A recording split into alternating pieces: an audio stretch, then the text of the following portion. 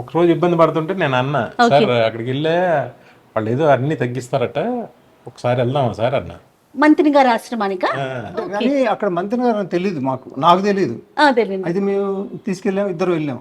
ఇద్దరు వెళ్ళారండి? ఇద్దరు వెళ్ళాం. వెళ్తే ఒక నేనే ఇద్దరు తీసుకెళ్లారు.